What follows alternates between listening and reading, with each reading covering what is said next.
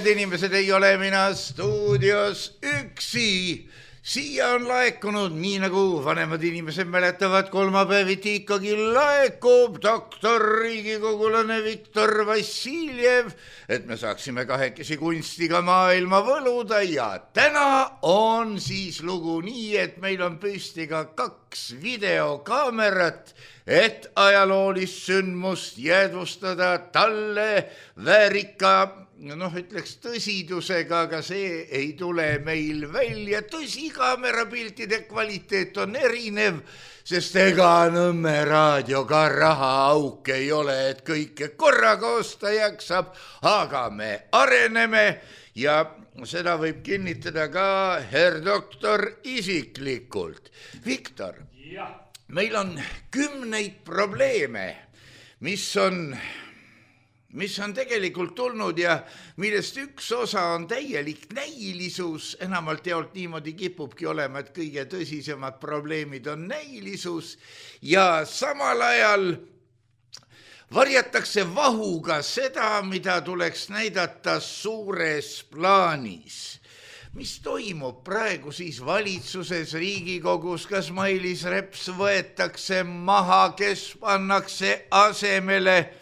Ja üldse seal on suur hulk tundmatuid nimesid. Milline on meeleolu?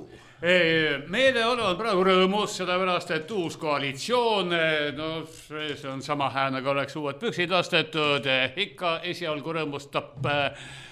Nüüd probleemid tähtsad ja vähem tähtsad, mida varjatakse, mida esile tõstetakse, aga nii see toimubki, et näidatakse ikka midagi tühist, aga seejuures värvilist, et saaks midagi mustvalget ja väga tõsist tagaplaanil hoida.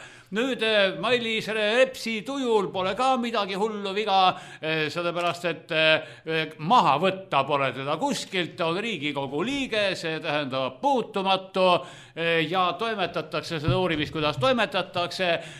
Ega ei mina, ei Riigikogu liikmed ega vist isegi Mailis Reps ise täpsemalt ei tea, mida prokuratuur ja uurimisorganid toimetavad, aga vähemalt on välja öeldud, et ei midagi sellist, mida ei oleks ajalehtedes mainitud, nii et ilmselt ikka käib jutt mingite nõunike auto kasutamise üle ja ega sealt mingit sellist kohtuasja küll välja ei ime, et saaks inimese aastateks ühelt riigileivalt Riigikogus tõsta teise riigileiva peale, aga kui asi lõpeb pärast aastate pikkust kohtus käimist, lõpeb mingisuguse kriminaalotsusega, siis ei saa olla midagi hullemat kui mingi sümboolne trahvikene, aga jääb plekk külge. Ilmselt see ongi eesmärk, et inimesel oleks kriminaalsüüdistust nii-öelda CV's kirjas, et ta jumala pärast ei kandideeriks presidendiks. Presidendiks ka veel. Viktor, sinu meelest, kas Eesti Vabariigil on vaja presidenti või ei ole vaja presidenti? Ma ei küsi, kas presidendi peab valima rahvas või keegi teine?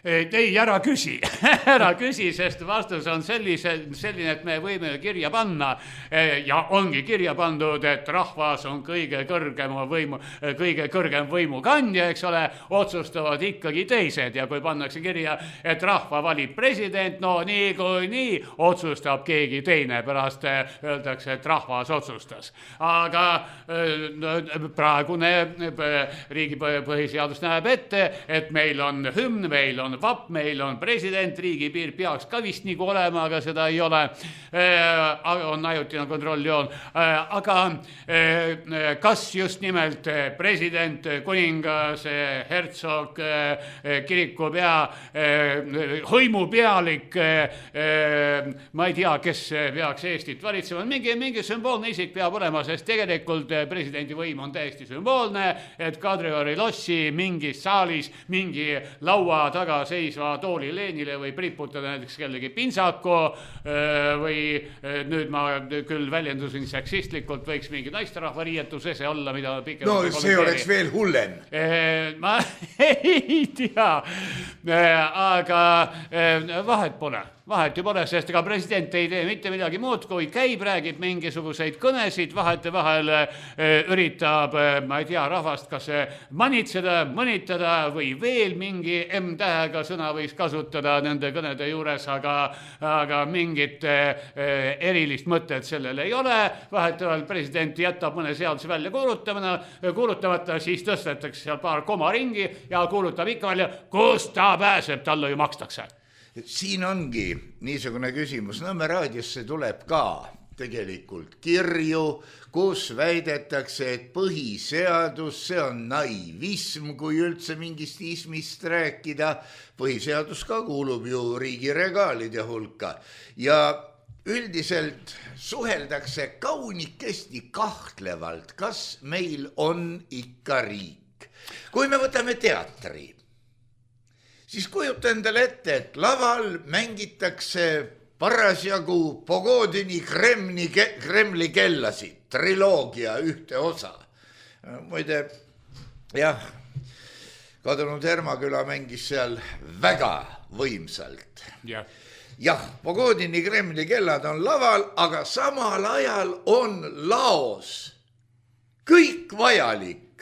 Kostüümid, vidinad, jebinad ehk siis põhiseadus, lipp, hümn, vapp, kõik muud taolised vidinad, jebinad, et mängida, no Hamlet on vast palju, aga võtame Tõrksa taltsutus või Romeo ja Julia. Ja nüüd ongi küsimus, kui meil laos on need vidinad, jebinad, nimetad Shakespeare'i tükkide jaoks, aga mängitakse Pogodini Kremli kellasid, kas me siis võime öelda, et meil tegelikult on Shakespeare? Jah, loeb tegelikult näitleja, sest korralik näitleja, tema mängib välja absoluutselt iga rolli, mis talle antakse. Sa tahad siis öelda sellega, et kui oli laulev revolutsioon ja kõik ja pandi vanad näod pukki, tõsi, mõned krõbedama iseloomuga, kes olid kedagi solvanud, need löödi minema ka ja neid mõistetakse hukka ka, aga võeti ainukesed profid, pandi pukki ja ikkagi, ma ei taha siin nüüd rääkida kadunukestest, aga sõltumata sellest, kas on Pogodini Kremli kellad või Shakespeare'i Hamlet, Hamlet on natuke palju, võtame Romeo ja Julia on ka natuke palju, võtame mingisuguse suveöö unenäo, ikka tuleb lavale lepa. Jah, mulle meeldib Otello. Aga vaata, tähtsust pole mitte selles, millise autori tükki mängitakse, tähtis näitlejate töö, aga riigi kontekstis on tähtis ka see, et ükskõik millist autorit ka ei mängitaks, teatril on olemas direktor. On küll, Karabas-Parabas või midagi taolist. Ja, tal on Turemaar. Tähendab, on direktor, on olemas näitejuht, mingid juhtorganid on olemas, režissöör on, eks ole, kui orkester ka mängib, see on dirigent ja me ei saa öelda, et orkestri dirigent on täiesti nominaalne kuju, et ilma temata toimub ka midagi. Ilma dirigendita orkester ikkagi ei mängi. Seda muidugi. Nüüd katsume sujuvalt üle minna järgmisse faasi, küsimused doktor Viktor Vassiljevile. Ma arvan, et me võiksime seda kujundit ju muidugi riigi võrdlusteatriga arendada surmatunnini ja 6 tundi enamgi veel, aga see tähendab ainult, et kujund on ärganud ellu ja tegeliku eluga tal ikkagi midagi. Jah, aga see on väga suure põhimõtteline vahe, et kui riigile esitatakse küsimusi, siis riik kindlasti vastab ja riik ka julgustab inimesi, et esitage mulle küsimusi, sest mul on vastuseid, aga küsimuste ja vastuste taustal riik tegeleb oma asjadega, millest eriti ei räägi, eks ole. Aga minul mingit salasja ei ole, esitage mulle küsimused, mina vastan ja see ongi minu töö vastata teie küsimustele ja selle juures mina laua all salaja midagi ei toimeta. Ja, muidugi. Selles on vahe. Sul on laua peal isegi need märkmete tegemise võimalus, mis on siia maha jäänud. Ma ei tee märkmeid, ma jätan meelde, siis on võimalus unustada. Jaa, aga need märkmete tegemise võimalus on siia unustatud. Ei no mul on igasuguseid võimalusi, mul on näiteks nagu igal korralikul vanaisal, mul on ka tiite tegemisorganid olemas, eks ole, aga see ei tähenda, et ma peaksin neid kogu aeg kasutama. No see märkmete tegemise võimalus unustas lauale Igor Gräzin, aga nüüd on tulnud sulle tõepoolest ka küsimus sellises vormis, et taara, et mitte öelda Allah või issand või midagi taolist. Järgmine lugu.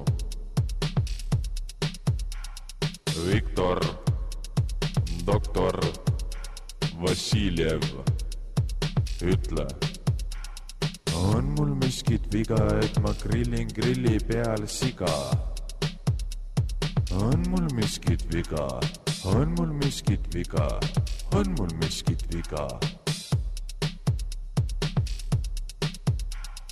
Viktor, doktor Vassiljev, ütle, on mul miskit viga, et ma söön jõuluõhtul siga? On mul miskit viga, on mul miskit viga, on mul miskit viga?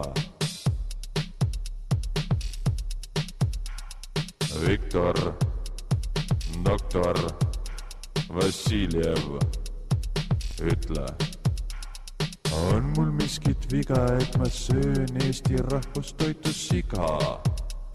On mul miskit viga, on mul miskit viga? Viktor, doktor Vassiljev, ütle, on mul miskit viga, et ma söön laudas kasvatatud siga? On mul miskit viga, on mul miskit viga, on mul miskit viga? Viktor, doktor Vassiljev, ütle, on mul miskit viga, et ma olen inimene ja ma söön siga? Võtan 100 grammi ja neelan alla liha. On mul miskit viga, on mul miskit viga, on mul miskit viga?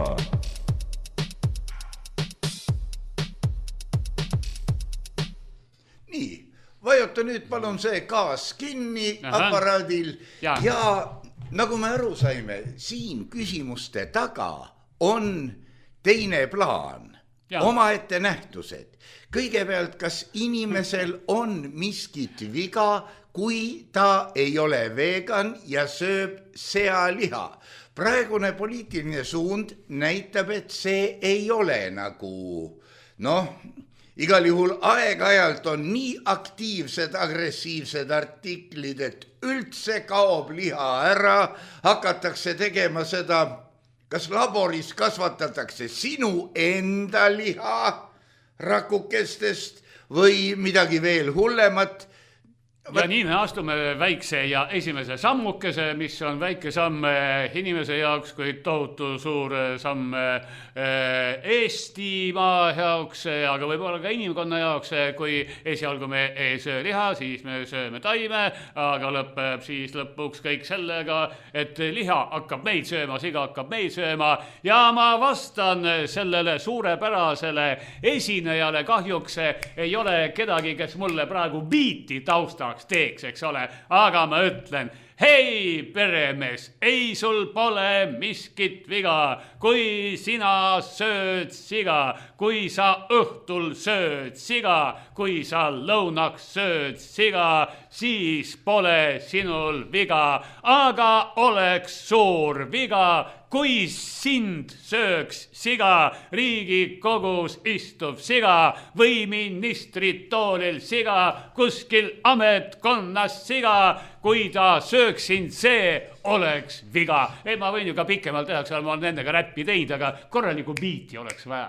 Ja seda muidugi. Siin on veel, et jõuluõhtul, mis tähendab tegelikult kristlikku püha, edasi oma laudas kasvatatud, mis vihjab aktiivselt, et mitte öelda agressiivselt, eraomandi pühadusele ja kõigele taolisele ja lisaks veel, et tegemist on rahvustoiduga, see on ilmne vihje natsionalismile, nii et minu meelest see on hea lugu. Lugu on tõepoolest väga hea. Minimalistlik ja täiuslik nagu toiduna pelmeen. No täiuslikust toidust ma võin kaua pikalt rääkida, näiteks hamburger on täiesti täiuslik toit, ma ei tea, talle on loodud mingisugune rahvavaenlase oreool, aga tegelikult hamburger, see on ju sai, liha, tomat, salatileht, majonees, võib-olla veel mingid kasteteks, on tasakaalustatud, väga hea toit, aga no muidugi kui sellega liialdatakse, siis läheb ju paksuks. Aga see räpp oli tõeliselt hea räpp, jah. Aga jah, Viktor, läheme nüüd räppi. Ja nagu igasugune räpp muuseas tagamõttega, sest vähe tehakse sellist räppi, kus ei ole mingisugust tausta, võib-olla isegi teist ja kolmandat tausta, ta ei lähe nagu peale. Aga räpp on tegelikult räpp, igasugune räpp, hea räpp on mõtlejale inimesele tehtud, sest inimene, kes ei mõtle, eks ole, tal võib olla ka räpp umma ilma sõnadeta, eks ole, ta tõmbleb lihtsalt muusikataktis ka midagi, jah. Aga kui on mõtlemisorgan olemas seal kohas, kus ta on atoomiliselt ette nähtud, siis räpp tekitab mõtteid, jah. No praegu ongi see moment, et antud räppi lahti lõigates ma näitasin ära vandenõuteoreetiku kõige tähtsamad tööriistad, milleks on siis ütleme, et mõtlemisorgan ja kõik muu taoline. Aga mõtlemisorganiga inimene muuseas esitab küsimusi. Ilma mõtlemisorganita inimene küsimusi ei esita. Ütleb yes massa. Ja ta konsumeerib selle, mis talle ette ujub, eks ole, neelab selle alla, situb välja ja siuke tema elu ongi. Aga mõtleja inimene esitab küsimusi, nii et kes küsib, see ei saa kuidagi loll olla. Ja sellepärast tekibki meil siin küsimusi, kuidas me antud riigiga, antud tunnustega, antud kujundeid võrdlemiseks kasutades üldse edasi saame minna, aga tuleme kõigepealt ühe paanikaallika juurde. Viktor, millal saab otsa traditsioonilise gripiviiruse, mida meil ei ole praktiliselt avastatud, toimeaeg, sesoonne toimeaeg? Gripiviirus ta on tavaliselt tegutsenud kuskil oktoobrikuust ja kuni märtsi lõpuni umbes nii, jah. Aga ega viirus ise kalendrit eriti ei tunne, eks ole, nii et ta võib umbes, ütleme, 2-3 nädalat siia sinna, eks ole, liikuda.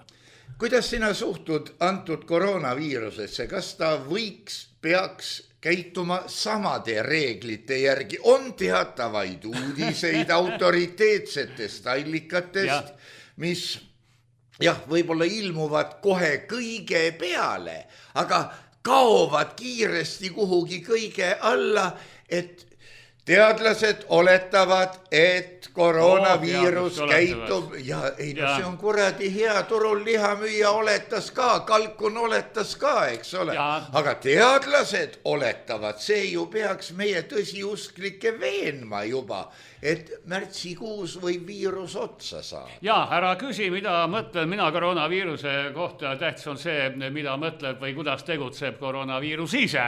Aga tähendab, siin võivad ju teadlased midagi oletada, kuid näiteks väikese riigi Eesti väike Terviseamet on 10 aastat teinud koroonastatistikat, mis on olemas. Mingi osa sellest statistikast on Terviseameti koduleheküljel, aga kuidas on selle haigestumuse dünaamika olnud 10 aasta jooksul, see on Terviseametil teada. Mul on ka juhuslikult teada või on see seaduspärasus, aga ma tean, ma suhtlen inimestega ja ta on enam-vähem samamoodi käitunud nagu kõik respiratoorsed viirusnakkused, olgu see gripp, paragripp, olgu see rinaviirus või mingisugused muud viirused, koroona täpselt samuti. Kuskil oktoobris ta hakkab, eks ole, nagu tõusma ja märtsis, aprillis kaob ära. Nii on koroonaviirused alati käitunud. Praegune koroonaviirus, ta on mingil määral uus serotüüp, mis on agressiivsem, aga sama perekonnaliige, nii et samamoodi ta peab käituma. Meil muidugi selle kurja viirusega, kurja tüübiga, serotüübiga kogemusi rohkem ei ole, kui natsa rohkem kui aasta tagused, aga eelmine kord ta täpselt nii tegigi, suveks kadus ära. Sügisel tuli tagasi. Siin on üks kahtlane nüanss veel, mitmel pool karistatakse juba ja küllaltki kapitaalselt koroonaviiruse, ma ei tea, omadustes, olemustes kahtlemise eest. Loomulikult nagu igasugust usutaganejat karistatakse, nii ka usk koroonasse, see on tänapäeva tähtsaim usutunnistus, nii et paljud asjad, mis on koroonaviirusega seotud, on meile taotud pähe nagu Mooses 10 käsku ja kui sa nendes kahtled, siis saad karistada, nii on jah. No jah, seega ma ei taha hakata siin looma muidugi kujundeid inkvisitsioonist, muust taolisest, aga... Ei, aga lõkkele kedagi ei terita, sellepärast, et pannakse su lihtsalt ajalehti alla, neid ei peagi põlema panema, nad küpsetavadki su ilma leegitera. Millise efekti võiks anda? See on nüüd brittide ajakirjandusest pärit nüansikene, et kui keegi tuleb punasest riigist, see tähendab kaardi peal punane, et seal on koroona. See ei ole Hiina. Ja, ta tuleb punasest riigist, siis on kavas karistada teda kuni 10-aastase vanglakaristusega. 10 päevasega. 10 aastat. Mulle visati ette 10 years. No see on küll mingi fantastika, seda on nagu palju võitu. Minu meelest ka, sellepärast ma selle periood on mitte üle 10 päeva. Aga jällegi inimesed on... 10 päeva, 2 nädalat, vabandust, tuleb punasest riigist, sind karistatakse selle isolatsiooniga, mis niigi juba kohustuslik on. Ma ei tea, mis kontekstis ja kus keegi kirjutas mingist 10 aastast, et minu meelest... Ma tahan uskuda sind. 10 päeva. Ei, 10 päeva on tavaliselt, praegu on kokkuleppeliselt 10 päeva see aeg, kus tuleb istuda karantiinis, kui sa oled olnud nakkuskoldes, kui sa oled olnud lähikontaktne, kui sa tuled riigist, kus on meist märksa kõrgem nakatumine koroonaviirusesse ja tähendab, siin ei ole tegemist ei poliitika, ei mõnitamise ega millegi sellisega, vaid see on lihtne talupoja tarkus, issand jumal, kui mingist nakkuskoldest tuled, siis istu natuke, oota ja vaatame, kas sa oled terve, siis lähed inimeste sekka ja muuseas, kui sa peremees pead mingit lehmakarja, lambakarja, veel midagi sellist, ostad kuskilt mingi looma, keda sa tahad, nagu et tal tuleks järglasi võeta, mitmekesistaks sinu karja, sest mitmekesisust nagu kaunistab, sa hoiad teda ka teatud aja teistest eemale, ei lase kohe karja sekka. Seda muidugi, reeglid on jubedad. Aga kindlasti ei hoia sa seda Šoti mägi veist, kelle sa ostid ilmselt mitte Šotimaalt kuskilt mujalt, sa ei hoia teda 10 aastat, vangis 10 aastat saab teda heal juhul hoida plekkpurgis ja sügav külmas. Kas, praegu ma võtan jälle tegelikult kaunis totra küsimuse, kas sa oskaksid öelda, miks valiti just koroonaviirus epideemia kõige ohtlikumaks nähtuseks, miks ei sobinud selleks rinoviirused, mis oleks võimaldanud tõenäoliselt palju tihemini pulki ninna pista. Pulk ninna, see on ju silmaga nähtav. See on väga hea vaimse mõjutamise vahend. no jumal tänatud, et see on ka koroonaviirus, vaid see ei ole näiteks mingi kõhuviirus, mis tekitab ägedat kõhulahtisust, siis oleks pidanud lennujaamas inimestele pulka pistma kuskile hoopis mujale. Aga ei, siin ei ole midagi valida, sest ägedad hingamisteede viirused, nendel on omadus muteeruda, tekitada uusi vahvaid ja huvitavaid serotüüpe, kusjuures 99% uutest serotüüpidest ei ole eluvõimelised, nad ei ole viirusele kasulikud, nad surevad välja, aga vahetevahel tekib tõepoolest midagi sellist, mis nakatab nagu laiemalt, mis tekitab suuremate nähtudega haigestumust. Sama on tekitanud gripp keskelt läbi ka 10 aasta tagant, ilmub mingisugune suurema virulentsusega, nagu spetsialistid ütlevad, tähendab ohtlikum serotüüp, gripiserotüüp, ja täpselt sama tegi koroona, et koroonaviirused on inimesega koos elanud nii kaua, kui inimene siin maagmuna peal eksisteerinud on, aga vahetevahel tekitavad jah selliseid suuremaid puhanguid, nüüd on selline puhang käes. Aga nii nagu ütleme, Hispaania gripp või Hongkongi gripp ei kestnud igavesest ajast igavesti, täpselt samamoodi spetsialistid ei usu, et see koroona ohtlik serotüüp kestaks igavesest ajast igavesti ja miks? Sellepärast, et ta ei ole koroonaviirusele endale vajalik. Viiruse ülesanne on kesta põlvest põlve, ennast paljundades ja väikest viisi levides, aga selleks ta ei pea tapma oma substraati ehk inimest, kelle sees ta elab, vaid vastupidi, koroonaviirus rõõmustaks, kui inimene oleks asümptomaatiline või väga kergete sümptomitega, elaks rõõmsalt ja õnnelikult, toetaks vabariigi valitsust ja nähtamatut ja ohutut viiruse levikut. See on kõik väga ilusti öeldud, sa andsid siin ka mõned märksõnad nii ajatelje peal kui ütleme selle viiruse tapmisvõime kohta. Ajatelje peal venekeelne Izvestja vist märkis ära, et kas juba 81. möödunud sajandil või 83. ma nüüd täpselt ei mäleta, mingisugusest Hispaanias asuvast sõjaväebaasist, loomulikult Ameerika omast, tuli välja ebastandardne kopsuviirus. Ja 2003. samuti venekeelses pressis oli, et nüüd on koroonaviirus juba levinud üle kogu maailma. Kas neid asju? Siin loogiline seos muidugi on, aga see vajab ka tõestamist. Kas neid asju, selliseid killukesi saab seostada? Seostada annab omavahel absoluutselt kõike, ükskõik mida ja ükskõik missugustes proportsioonides ja mida rohkem. Tõestada ka siis. Mingisuguseid suvalisi seoseid tõestada on ääretult raske. Ainult, et see tõestamine, ka see on teatud loogika, tõestada annab ka hea tahtmise üles absoluutselt kõike, mida iganes lisad rahvad ette ja mina neid asju üks-ühele omavahel seostama nagu ei hakkaks, aga samas viiruste käitumismudelid on spetsialistidel teada.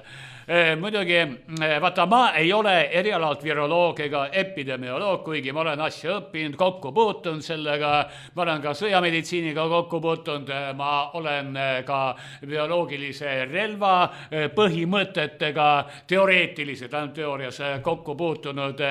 Nii et ma tean küllaltki palju, aga samas ma ei ole spetsialist, nii et kui te palute mul näiteks, et ma kaameras selgitaks maahaavandi opereerimist Billrot 2 meetodil, ma jään jänni. Ma ei ole seda kunagi ise toimetanud, eks ole, kunagi ülikoolis õpetati, enam hästi ei mäleta. Samas võiksid sa sellega toime tulla küll, sest šanss, et seda su juttu kuuleb inimene, kes valdab nimetatud tehnikaga maahaavandi opereerimist, see on kaduv väike ja tema kohta võib öelda, et ta on marginaal. Tema teadmised ei loe midagi.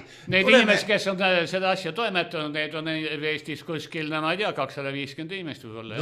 See, et nad satuvad, tegelikult see on võimalik, nad võivad sattuda küll Nõmme raadio peale. Loomulikult nad on haritud inimesed, kirurgi eriala tähendab ettevalmistusega, järelikult mõtlejad inimesed. Me oleme näinud ajakirjanduses, meie meedias võidukalt esitatud pilte, kuidas Hiinas on linnatänavad täis laipu ja laibakotte. Me oleme näinud kohutavaid kaadreid Venemaa haiglates surnukuuridest, mis sõna otseses mõttes ajavad üle. Kui tõsiselt võetavad need niisugused pildid on, kui linna tee äär on täis laipu, neid on ikka sadu.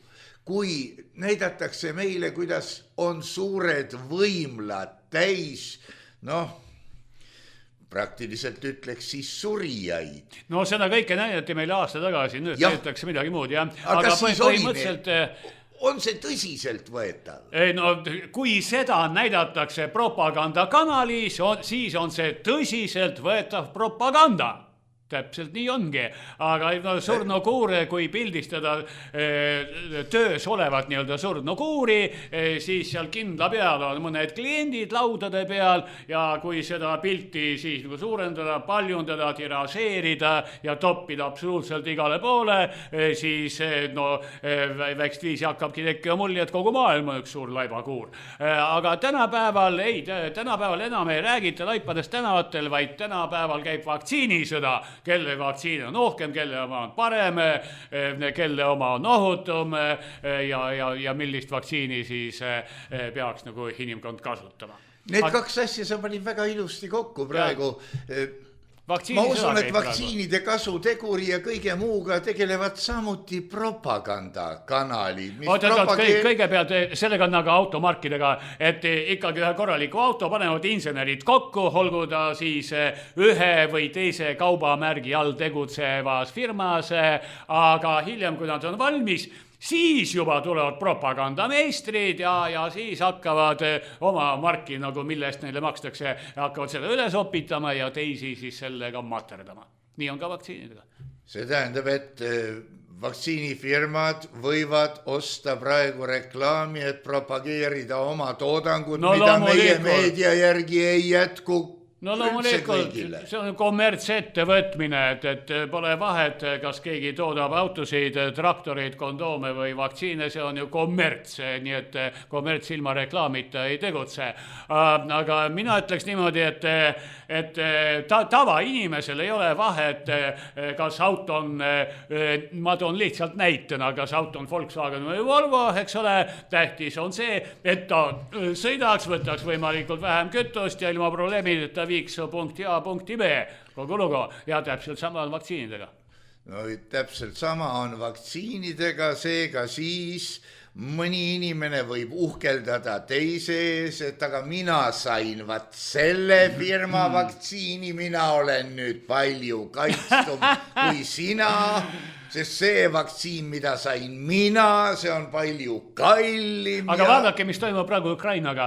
Et Ukraina sõlm küsimus on see, et Ukraina ei jõua või väidab, et ei jõua osta Pfizeri vaktsiini, kuigi Ukrainal on relvatööstus olemas, maavarad ja mida iganes kõike, Pfizeri vaktsiinid ei jõua osta ja šantažeerib nüüd kogu maailma sellega, et nemad mõtlevad, et kas nad tõesti peavad ostma Sputniku vaktsiini, aga Sputniku vaktsiin ei ole neile poliitiliselt sobiv ja nii nad siis istuvad tühi süstal käes ja ootavad, millal Euroopa Liit, kaasa arvatud Eesti, osutaks neile finantsabi, et nad ostaksid korralikku vaktsiini ja kui ta meile pappi ei anna, siis me ostame Sputnikud, ahaha. Ja see on väga kena käik, sest praegu terve Ukraina võiks kärvata, kui tal raha ei ole ja eeldades, et see koroonaviirus on tõesti tappev viirus. Ja kõigil on ükskõik ja firma ei tee talle hinnaalandust ega keegi ei laena talle raha. Miks peaks?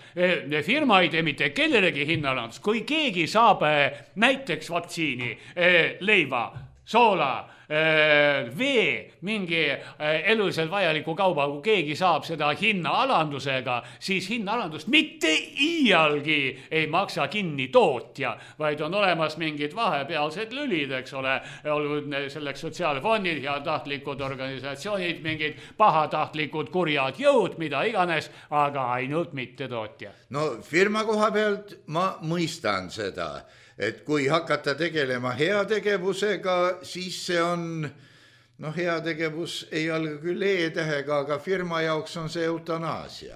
Ei no firma võib ka nii öelda kuulutada välja, et ta tegeleb heategevusega, kui keegi talle selle heategevuse kinni maksab. Ja ta võib seda nimetada heategevuseks. Sputniku vaktsiini kohta on olnud meie meedias ka infot. Vaata, meedia ei ole teadusajakiri, eks ole, nii et Sputniku vaktsiini meie ajakirjandus on kohustatud sõimama, ta on Putini vaktsiin, ta sobib ainult putinoididele, ükski eurooplane ei tohiks seda endale süstida, sellepärast, et ta võib sellega muutuda venelaseks, unustab oma kultuuri ja keele, mida iganes kõike, aga see on propaganda, nii et tuleb lugeda ikkagi teaduskirjandust ja selles mõttes Sputnik V vaktsiin, aga see ei ole mitte ainuke venelast, on juba 3 vaktsiini.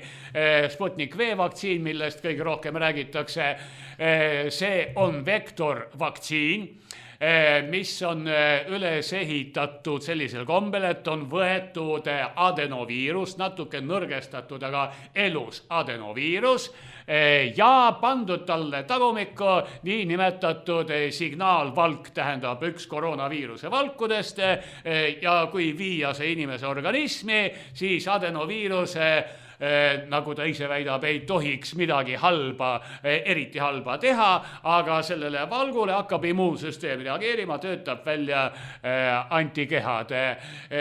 Sputnik V vaktsiin on praktiliselt identne Zeneca vaktsiinile, AstraZeneca vaktsiin. See on samasugune vektorvaktsiin üles ehitatud adenoviirusele, sama valk on talle tagumikku torgatud ning Gamaleya instituut Venemaal ning AstraZeneca laborid teevad omavahel koostööd. See on teada, et nad teevad koostööd, millisel määral kumma käest on mingi tehnoloogia üle võtnud, ostnud, varastanud, kingiks saanud, seda me ei tea, aga vaktsiinid on peaaegu identsed. Ja praegu käib kas nüüd Gamaleya või mingite tootmisüksuste, Venemaa tootmisüksuste ja AstraZeneca vahel käivad läbi rääkimised selle üle, et koos seda toodet toota 3. maailma jaoks. Nii, seega me näeme, et Euroopa Liidu kõrge esindaja visiit tegelikult võis kanda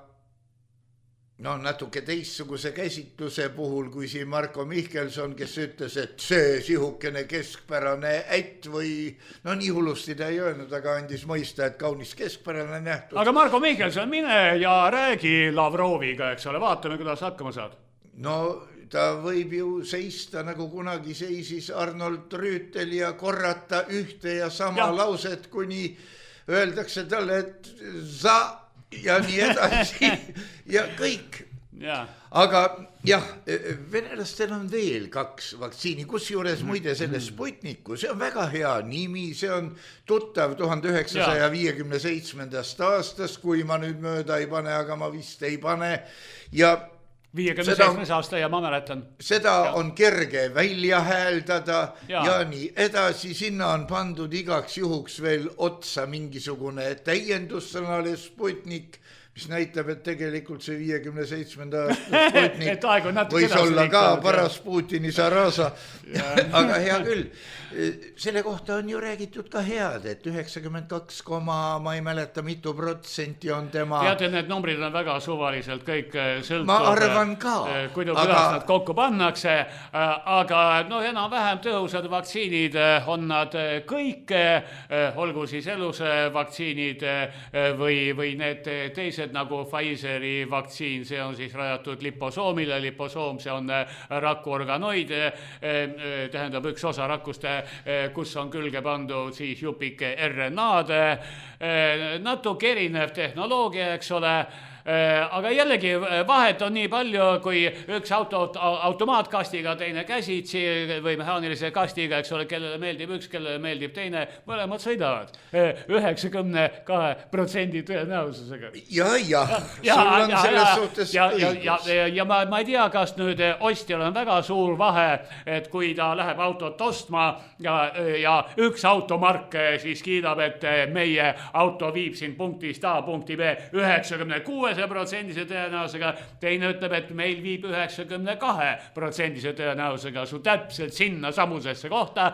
aga maksab 10% vähem. No jah, see on üsna tüüpiline. Nüüd seesama venelaste vaktsiin, selle kohta on minu meelest välja tulnud 2 või 3 niisugust pilootartiklikest, mis juba küsivad ka, kas me võiksime, ühesõnaga Overtoni aken liigub sinnapoole, et Venemaa on siiski naaber, me saaksime, kui me tohiksime, ei saa, poliitiliselt ei saa. See tähendab, poliitiliselt me võiksime kärvata, aga me ei saa Vene vaktsiini. Poliitiliselt eestlane peab surema kangelasena, aga mitte mingil juhul Venemaa abi vastu ei võta, sest kui me pöörduksime Putini poole, kummardaksime, suudleksime sõrmust ja ütleksime, et me tahame Sputnik V vaktsiini, ma täitsa usun, et isake annaks selle meile 1 000 000 doosi tasuta. No, annaks tasuta. Paljukest meile siis siin läheb, jah. Aga muuseas, ärme seda vaktsiini sõima, sellepärast, et poliitiliselt tuleb sõimad, väga paha, väga poliitiline vaktsiin, aga Venemaal on oma ravimitööstus muuseas ja Venemaa toodab praktiliselt kõiki ravimeid, mida läheb inimese ravimiseks vaja, nad ostavad küll midagi sisse ka, aga nad on võimelised tootma kõike, ning ma tahan väga lihtsa näite, aspiriin, mida küll aspiriiniks ei tohi kutsuda, sest see on patenteeritud nimetus, tegemist on atsetüülsaliitsüülhappega, seda toodab enamik arenenud riike, eks ole, Venemaa toodab ka ja Venemaa aspiriin ehk atsetüülsaliitsüülhappe keemiliselt ei erine mitte ühegi Saksa ega Ameerika ega ühegi teise riigi aspiriinist ehk atsetüülsaliitsüülhappeks ja veel üks näide. Venemaal toodetakse tohutus koguses ainet, mille keemiline valem on C2H5OH. See tõmmetad... Head napsu. Piiritust, muidugi. Mille jaoks on vaja nüüd veel head vett, et neid kahte segada. Ja tõstke nüüd käsi püsti, kes ütleb, et Vene piiritus on viletsam kui Saksa piiritus. Jah. Vaikus ei näe. Kusjuures hea küll. Me läheme nüüd sujuvalt jälle napsu võtma, aga tuleme jälle tagasi. Siin oli suur, ma ütleksin, pseudopahandus, et Vene saadik nõudis endale Vene vaktsiini. See on poliitiline käik. Eesti vaktsiini. Just sakslastelt saadud Eesti vaktsiini. Sakslastelt saadud Eesti vaktsiini. Ja vot see oli nüüd asi, mida Eesti propagandamasin mängis väga valesti välja ja ta sai sellest, oleks võinud saada tohutu suure ülemaailmse paugu. Tema sai pisikese hädise sutsaka. Et jah, et Vene diplomaat trügis järjekorras vahele ja kuigi ta ise on penskar, aga sai ilmselt mingi süsti, mille muidu oleks keegi Eesti penskar saanud. Kui oleks välja mänginud selle, et tähtis Vene diplomaat tallates jalge allab kõik oma putinistlikud põhimõtted, eelistas viletsale Vene vaktsiinile korralikku Saksamaa ja kusjuures nimelt Eesti pinnal, vot see oleks kõva propagandistlik samm. Oleks küll. Aga mis sellest saadi, et üritati kedagi Narva tohtrit milleski süüdistada, kusjuures lugu on väga vedel ja kahtlane, sest see oli just sellel perioodil, kui just selgus, et ühest sellest pudelikesest saab mitte 5 doosi nagu Pfizer lubas, vaid saab ka 6 pigistades saab kätte, keegi ei teadnud, mis sellega teha, no eks seda siis süstiti ühele ja teisele ja siis diplomaat ka juhtus juhtus siin parasjagu sealt mööda minema. Ma ei usu, et keegi nüüd ajas taga Vene diplomaate, et saaks kätte kellegi, siin on küsimus selles, et võõrriigi diplomaat ei tohiks tegelikult kasutada teise riigi medikamente. Ei, tohib. Et see ei ole poliitiliselt õige.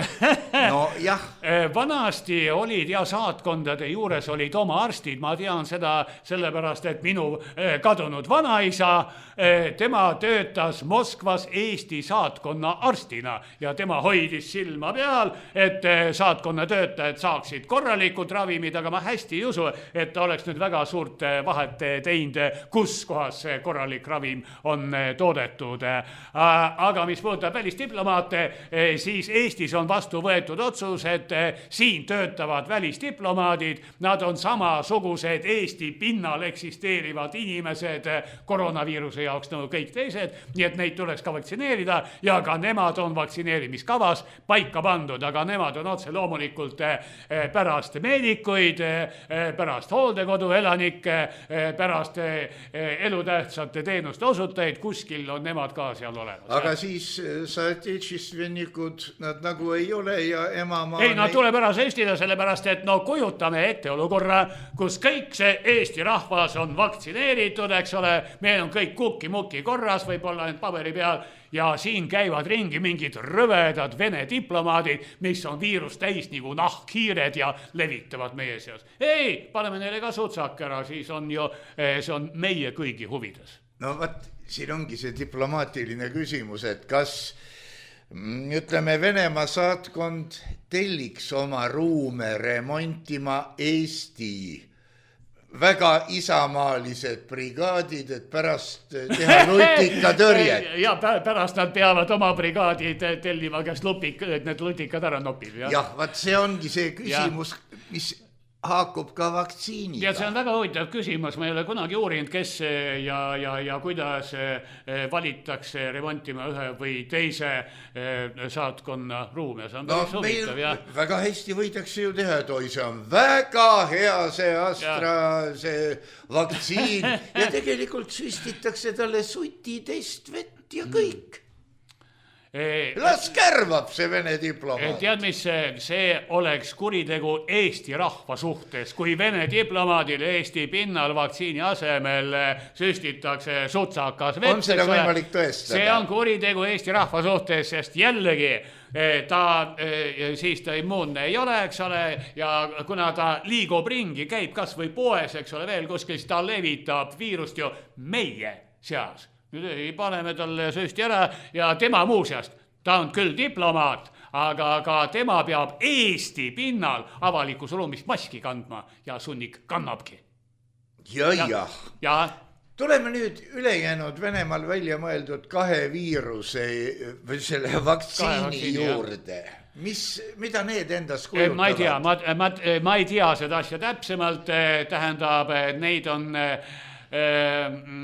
see teave on kuskil 6 aega vana, eks ole, siis venelased kirjutasid, et väiksemate kõrvaltoimetega, üks nendest oli see, mis mõjub 1 doosiga, 1 süstiga, ei pea 2 süsti tegema, kusjuures ka meil on olemas vaktsiine, mis mõjuvad 1 süstiga, aga nad ei ole veel Euroopa Liidus kasutusluba saanud.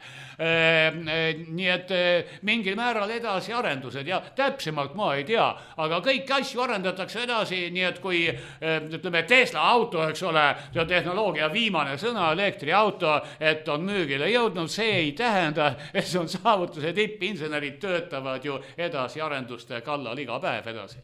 No müüakse maha muidugi siuksed vanemad saavutused. Vanemad kindlasti sellepärast, et ta peab olema sisse töötatud, ära testitud, ära proovitud, eks ole, et ta ikkagi sõidab punktist A punkti B 96% tõenäosusega vähemalt ja siis hakatakse seda tootma, jah. Meil on käes juba märts praktiliselt, sest veebruar, see läheb nüüd kiiresti, pool on möödas. Ma ütleks, et märts on käe ulatuses. Jah, see on täpsem. Ma mõtlesin siin mitmest asjast korraga tegelikult... Kas Riigikogu liikmetele saabub märts kiiremini, sest nendel on pikemad käed? ja võib juhtuda. Tõenäoliselt ei, ma ei usu, nad ei ole jälle suutelised tulevikku ja oma tegude tagajärgi hoomama nii hästi kui tavaline külamees. Aga kui nüüd see periood otsa saab, loomulikult võib tuua välja meie meedias, mis nagu sa ütled, ei ole teadusväljaanne ja ei ole seega eriti usaldusväärne. Meie meedias võib ju avaldada, et ei, kõik teised tõved, muide grippi meil siiamaani vist õieti ei ole, kärvavad nagu peab kärvama, aga koroona läheb edasi. Uute võitude poole. Jah, aina hullemaks. Muide, ma ei kujuta ette, kuidas Lätis käiakse poes, kui seal olid toiduainete normid sisuliselt, kui uskuda meie meediat kehtestatud. Väga paljusid asju müügil ei olnudki, mida, ma ei tea, kui ühe inimese jaoks peab poes olema vaba ruumi 25 ruutmeetrit, see on 5 korda 5 ala, kes kurat suudab selle täitmist jälgida, isegi meie need 2-meetrised distantsid, need on, no mine poodi, sa oled ju käinud, eks ole, see on ju ma olen poes käinud ja vaata, propaganda jätkub. Meedia ei ole teadusväljaanne selles suhtes, et ta ei ole refereeritud arsti teaduslik ajakiri, aga ta on teaduslik väljaanne selles mõttes, et meil on väga kõvad meediaspetsialistid ka teaduskraadiga ja on teatud reeglid ja seaduspärasused, kuidas ühte või teist asja välja kuulutatakse, üles pušitakse, rahvale pähe taotakse, nii et selles mõttes on meil meedia ikka kõva teadusliku alusega. Nii et sellega on meil kõik asjad korras.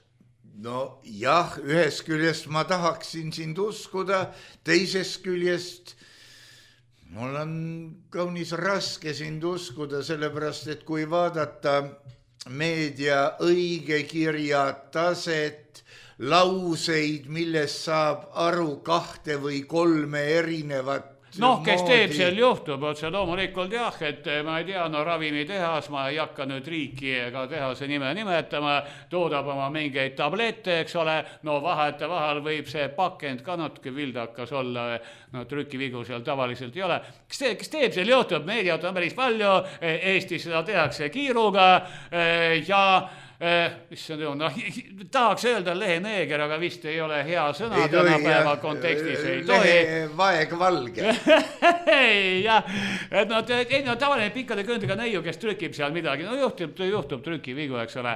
Aga asi pole selles, meil ikka meedias osatakse väga ilusti väga käia neid asju, mille kohta on käsk antud, et need just nimelt selles valguses välja käia ja seda tehakse.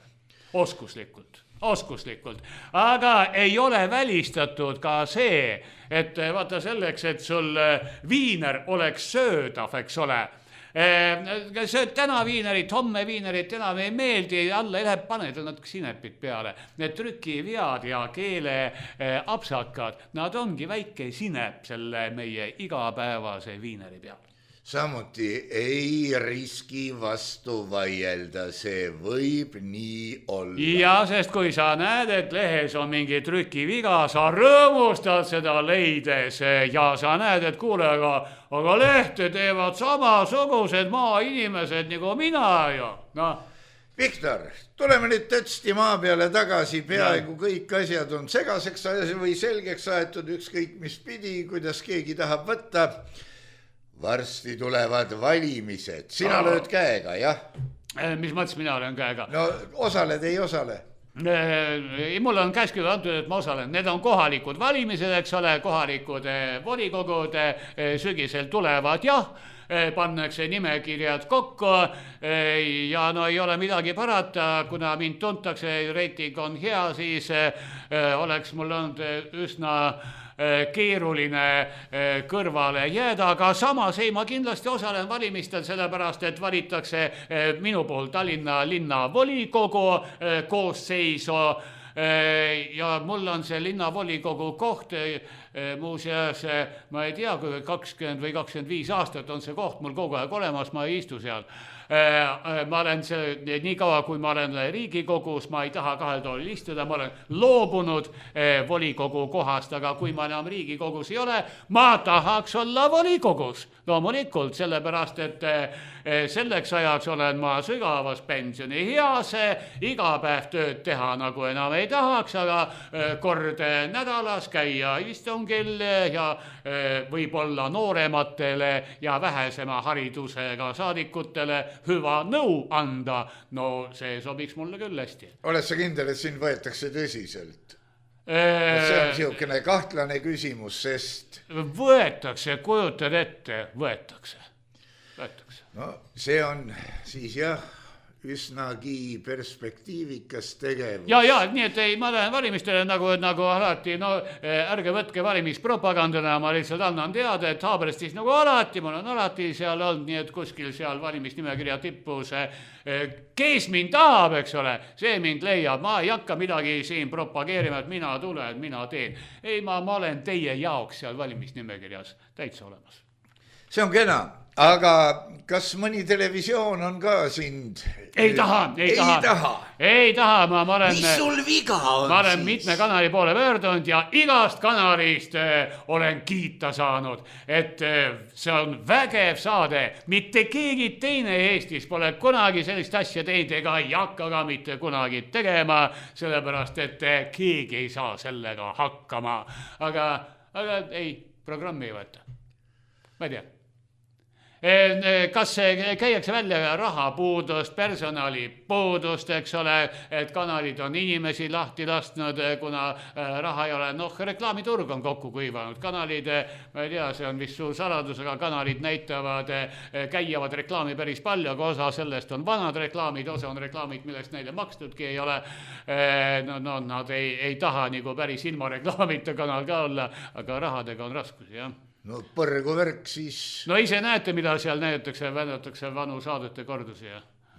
Mobiiltelefon mul on, kaamera mul on ka, hakkame või siit tegema ja poole odavamalt välja müüma. Aga loomulikult, teeme ise.